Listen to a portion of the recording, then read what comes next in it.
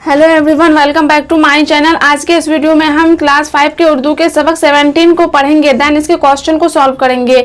तो अगर आप हमारे चैनल पे नए हैं तो प्लीज़ चैनल को सब्सक्राइब जरूर कीजिएगा, और अगर आपको वीडियो पसंद आता है तो वीडियो को लाइक भी जरूर कीजिएगा। तो चलिए मैं इसे रीड करती हूँ, आप लोग इसे ध्यान से देखिए और समझिए। इसमें आप लोगों को दिया श्रीनिवास रामानुजम के बारे में। आपने कनौल के फूल को खिलते जरूर देखा होगा, जो निहायत यह सूरत, यहाँ पे खूबसूरत होना चाहिए, जो यहाँ मिस्टेक से शायद लिखा गया होगा, ओके, लगता है, लेकिन यह कीचड़ में ही पैदा होता है। इसी तरह एक हसीन फूल थे श्रीनिवास रामानुजम। इनकी पैदाइश तमिलनाडु सूबा के कुंभकोणम नामी मुकाम पर 22 दिसंबर 1887 ईस्वी को हुई थी। देखने में यह आम आदमी जैसे थे, काले कलूटे, मगर इनकी तबीयत बचपन से ही इंतहाई संजीदा थी। वह प्यार करने पर सिर्फ मुस्कुरा दिया करते थे। 3-4 साल की उम्र में ना वह रोते और ना कभी अपनी माँ को तंग करते। खाने में जो कुछ मिल जाता चुपचाप खा लेते। आपकी हालत यह थी कि सामने से फल वाले, मिठाई, चाट और ठेले वाले गुजरते तो भी आप इन लोगों की जानिब नजर नहीं उठाते और आगे बढ़ जाते। इनकी सिर्फ एक ही सोच होती कि किस हिसाब को कैसे हल करेंगे। उम्र के बढ़ने के साथ साथ श्रीनिवास रामानुजम की इल्मुल हिसाब में दिलचस्पी बढ़ती गई। वह स्कूल के दूसरे मुजामिन को कम और इल्मुल हिसाब को हल करने में ज़्यादा वक्त गुजारते और बहुत जल्द सवालात के जवाबात ढूंढ निकालते। मतलब उनको जो था मैथ से बहुत इंटरेस्ट था, मैथ को हल करने में और सब्जेक्ट के मुकाबले में। जब रामानुजम तीसरे दर्जा के तालिब इल्म थे तो जजाल मरबा और एशारिया के सवालात बहुत कम वक्त में हल कर दिया करते, जिससे इनके हम जमात और इनके इस्ताज़ा कराम हैरत में पड़ जाते। उम्र बढ़ने के साथ इल्मुल हिसाब से आपकी दिलचस्पी बढ़ती गई और दीगर माहिर इल्मुल हिसाब और प्रोफेसरान हजरात आपको हिसाब का जादूगर कहकर मुखातिब किया करते थे। मतलब वो मैथ के क्वेश्चन को इतने ज़्यादा जल्दी में सॉल्व कर देते थे कि उनको क्या कहा जाता था, हिसाब का जादूगर। पैसों की कमी के बायस उन्हें पढ़ाई छोड़नी पड़ी। 1909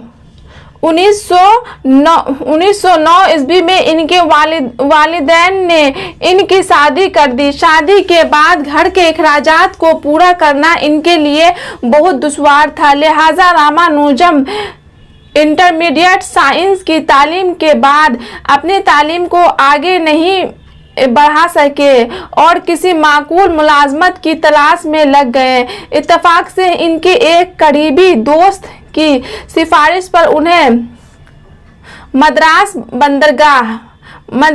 बंदरगाह के दफ्तर में 25 रुपये माहाना की मुलाजमत, मतलब कि नौकरी मिल गई। मिस्टर रामानुजम को एक मामूली क्लर्क वहाँ के दूसरे लोग मिस्टर रामानुजम को एक मामूली क्लर्क समझते थे, मगर इसी दफ्तर के एक आली अफसर ने, जो कि खुद भी इल्मुल हिसाब के खास माहिर थे, आपकी फितरी पोशीदा इल्मुल हिसाब के सलाहियतों को पहचान लिया। एक दिन इस आली अफसर ने मिस्टर रामानुजम को अपने दफ्तर में अकेले में बुलाया और फिर आहिस्ता से बोला, भाई रामानुजम, इस दफ्तर की क्लर्क की में अपना कीमती वक्त बर्बाद मत करो। तुम अपने घर ही पर रहो, यहाँ तुम्हारी हाजिरी रोजाना बनती रहेगी। तुम हर माह की पहली तारीख को अपनी तनख्वाह ले जाया करो और आज से ही घर पर रहकर इल्मुल हिसाब में तहकीक का काम दिल लगाकर किया करो। अपने आली अफसर की बातों से मिस्टर रामानुजम खुश नहीं हुए और जवाब में कहा, मैं ऐसा नहीं कर सकता। बगैर काम किए तनख्वाह लेना मैं गुनाह समझता हूँ। तब इनके हमदर्द अफसर ने कहा कि तुम मेरी बात मानो, दुनिया के दानिश्वर और इल्मुल हिसाब के तलबा तुम्हारे तहकीक से मुस्तफैज होंगे। लोगों को तुम्हारे इल्म की ज़रूरत है। मैंने तुम्हारे मुस्तकबल के लिए बहुत सोच समझकर यह फैसला किया है। आखिर में मिस्टर रामानुजम अपने अफसर के हौसला मंदाना नेक मशवरा पर घड़ी पर रहकर इल्मुल हिसाब से मुतल्लिक मसाइल हल करने लगे। चंद दिनों बाद आपकी इल्मुल हिसाब सलाहियत की खबर जब मद्रास यूनिवर्सिटी के शोबा इल्मुल हिसाब तक पहुंच गई। मद्रास यूनिवर्सिटी में इल्मुल हिसाब के तहकीक मसाइल के इनवान पर 3 घंटे की मुसलसल तकरीर से मुतासिर होकर यूनिवर्सिटी के नायब शेखुल जामिया ने मिस्टर रामानुजम को 75 रुपया वजीफ़ा देने का ऐलान किया। आपकी जहानत और बला की सलाहियत की इत्तला किसी खास ज़राया से बरतानिया की राजधानी लंदन तक जा पहुंची। लंदन की मशहूर कैम्ब्रिज यूनिवर्सिटी में शोबा इल्मुल हिसाब के प्रोफेसर हार्डी ने अपनी एक खुसूसी दावत पर मिस्टर श्रीनिवास रामानुजम को लंदन आने की दावत दी। इनकी मुलाकात मिस्टर रामानुजम से इससे कबल कभी नहीं हुई थी। मिस्टर श्रीनिवास रामानुजम जब लंदन पहुंचे तो इनकी मुलाकात प्रोफेसर हार्डी से हुई। प्रोफेसर हार्डी ने जब मिस्टर रामानुजम को देखा तो हैरतजुदा हो गए और वह सोचने लगे कि दुबला पतला काला कलुट्टा नौजवान भला माहिर इल्मुल हिसाब कैसे हो सकता है। फिर भी प्रोफेसर हार्डी ने उन्हें अपनी रहाइश गाह मतलब कि घर पर मेहमान बनाया। उन्होंने उन्हें खास पढ़ाई और फिर नई तहकीकी मसाइल पर मजीद काम करने की गर्ज से उन्हें लंदन बुलाया था। एक दिन जब मिस्टर रामानुजम ने अपने चंद तहकीकी मुज़ामिन की कापियाँ प्रोफेसर हार्डी साहब को पेश की तो बरजस्ता प्रोफेसर हार्डी ने कहा कि भाई रामानुजम, आपको इल्मुल हिसाब से मुतल्लिक अब और कुछ करने और कुछ सीखने की ज़रूरत नहीं। आपका काम अब लंदन में यह होगा कि यहाँ के माहिर इल्मुल हिसाब हजरात के दरमियान इल्मुल हिसाब के पेचीदा मसाइल की गुत्थियों को सुलझाने पर मुकाला पेश करें। आपके नाम पर एक सेमिनार और तकारीर का सिलसिला शुरू होगा। इस तरह के प्रोग्रामों का बेहतर एहतमाम व इंतज़ाम मैं करवाता हूँ ताकि लोग सेमिनार के प्रोग्रामों के टिकट खरीद कर आप की हिसाबी सलाहिती तकारीर का लुत्फ़ उठा सके। यह लंदन के लिए खुशकिस्मती है कि इंडिया से आप जैसा शख्स यहाँ तशरीफ़ लाया है। इस गुफ्तगू से मिस्टर श्रीनिवास रामानुजम ताज्जुब में पड़ गए, मगर ऐसा ही हुआ। इनकी तकारीर का जब सिलसिला शुरू हुआ तो लंदन के माहिरान इल्मुल हिसाब के लाडले दुलारे बन गए।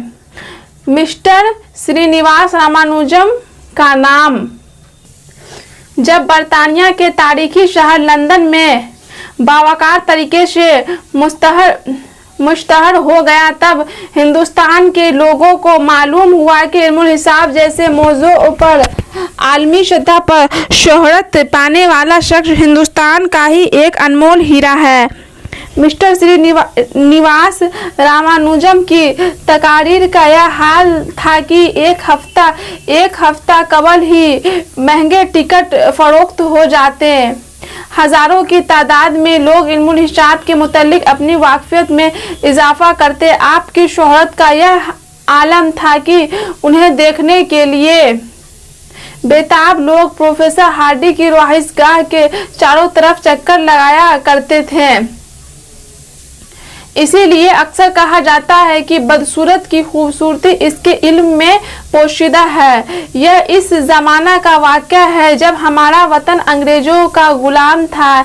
एक गुलाम मुल्क का नौजवान और इस पर बिल्कुल काले रंग का, मगर रामानुजम की जहानत और बेपनाह इल्मुल हिसाब की सलाहियत ने सारे अंग्रेज़ों को मात दे दी।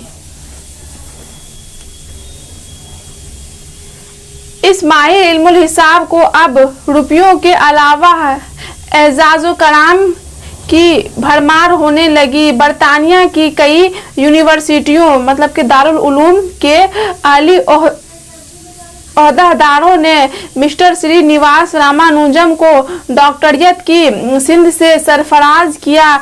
उन्हें तौकीर से ज़्यादा शोहरत और दौलत मिली। अफसोस कि वह ज़्यादा दिनों तक जिंदा नहीं रह सके। उन्हें दिल की बीमारी थी। काफ़ी इलाज कराया गया मगर कामयाबी नहीं मिल सकी। उन्होंने अपनी ज़िंदगी में ही अपनी दौलत को मदारिस यूनिवर्सिटी में अतिया दे दिया। 26 अप्रैल 1920 ईस्वी को उन्होंने ज़िंदगी की आखिरी सांस लेकर दुनिया को अलविदा कह दिया। तो आई होप कि आपको समझ में आ गया होगा श्रीनिवास रामानुजम के बारे में कि उनको जो था इल्मुल हिसाब मतलब हिसाब से कितना ज़्यादा इंटरेस्ट था। तो चलिए अब हम इसके क्वेश्चन को देखते हैं।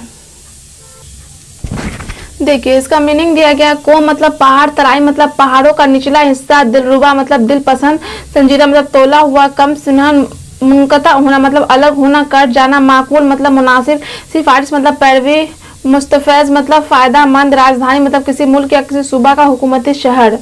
तो देखिए इनमें जो आपको क्वेश्चन आंसर नहीं दिया गया, ओके क्वेश्चन नहीं दिया गया है। यहाँ पे देखिए क्या दिए गए। इन सवालात के जवाब दीजिए। दिए गए अल्फाज में वाहिद और जमा पहचान कीजिए और उनके सामने लिखिए। तो आपको बताना है कौन वाहिद है और कौन जमा। तो यहाँ क्या है मौजूआत। दो मौजूआत जो है वह मौजू का जमा है। मौजू का जमा क्या है मौजूआत। तो मैं यहाँ पे लिखती हूँ। जैसे मौजू जो है ना, अपने कॉपी में अच्छा से लिख लीजिएगा। मौजू का जमा क्या है मौजू वाहिद है और उसका जमा है मौजूआत, मराहल। तो मराहल भी जमा है। मराहल जमा है मरहला का, मतलब मरहला का जमा मराहल। ये मरहला क्या वाहिद है और उसका जमा क्या हो जाएगा मराहल। मौजू वाहिद है उसका जमा क्या हो जाएगा मौजूआत। इखराजात, इखराजात जो है वो जमा है खर्च का, ओके खर्च। खर्च वाहिद है और उसका ये क्या वाहिद मतलब वाहिद जो मैं इधर लिख रही हूँ और जमा है ना, ये सब क्या है जमा है मतलब खर्च का जमा इखराजात। आवाज, तो आवाज अब वाहिद है, ठीक है ना। आवाज क्या है वाहिद है। तो आवाज का जमा क्या हो जाएगा आवाज है। तो जमा मैं इधर लिख देती हूँ, मतलब ये जमा जो है ना ये इधर लिख रही हूँ और वाहिद इस साइड है। मतलब मौजू का मौजूआत, मरहला का मराहल, खर्च का इखराजात हो गया। आवाज का जमा क्या हो जाएगा आवाजें। तो यहाँ पे मैं आवाजें लिख देती हूँ। आवाजें। प्रोग्राम, प्रोग्राम वाहिद है। प्रोग्राम का जमा हो जाएगा प्रोग्रामों। प्रोग्रामों। तो इसको जो आप अपने कॉपी में अच्छे से बना लीजिएगा। देखिए मौजू का मौजूआत, मरहला का मराहल, खर्च का इखराजात, आवाज का आवाज़ें, प्रोग्राम का प्रोग्रामों। तो अब देखिए अब यहाँ पे आपको क्या है आपकी तबीयत बचपन से ही डैश थी। तो यहाँ पे मैं 1 2 लिख दी हूँ, मतलब आपकी तबीयत बचपन से ही क्या थी संजीदा थी। तो यहाँ पे मैं देखिए यही होगा सीन नून जी ये वाला, ओके। सेकेंड है भाई रामानुजम इस डैश की कलरकी में अपना कीमती वक्त बर्बाद मत करो। तो इस दफ्तर, ये दफ्तर यहाँ पे होगा।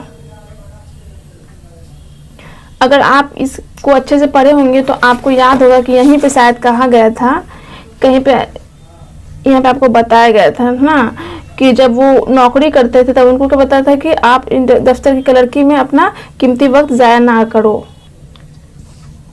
देखिए आपको लिखा हुआ है ना, इस दफ्तर की कलर की मैं अपना कीमती वक्त, यहाँ दफ्तर है ना, वैसे ढूंढ ढूंढ के आप खुद से भी आराम से बना सकते हैं। तो आपको ढूंढने की जरूरत नहीं, मैं आपको खुद बता देती हूँ। तो ये वाला हो गया। अब देखिए यहाँ पे 3 नंबर, बगैर काम किए डैश लेना मैं गुनाह समझता हूँ। तो रामानुजम ही ना बोले थे अफसर को कि बगैर काम किए मैं तनख्वाह लेना गुनाह समझता हूँ, जब मैं काम करूंगा तभी तनख्वाह लूंगा। तो यहाँ पे क्या होगा, तनख्वाह। यहाँ पे आपको क्या फिल करना है, तनख्वाह फिल करना है। 4 नंबर, प्रोफेसर हार्डी ने जब रामानुजम को देखा तो वह डैश रह गए, तो वह हैरत जुदा रह गए। हैरत क्यों रह गए थे, हैरत कि इस टाइप का वैसा काला कलूटा आदमी, पतला दुबला आदमी, मतलब इल्मुल हिसाब का माहिर कैसे हो सकता है, इसीलिए वह हैरत जुदा रह गए थे। हैरत जुदा, हैरत जुदा रह गए थे। 5 में उन्हें तौकीर से ज्यादा क्या मिली, शोहरत और दौलत मिली। मतलब उनको बहुत ज्यादा शोहरत भी मिली और दौलत भी मिली। देखिए आप यहाँ पे भी देख सकते हैं, यहाँ पे लिखा हुआ होगा, देखिए यहाँ पे लिखा हुआ है ना, उन्हें तौकीर से ज्यादा शोहरत और दौलत मिली। तो यहाँ पे शोहरत है, तो वही आपको यहाँ पे फिल करना था।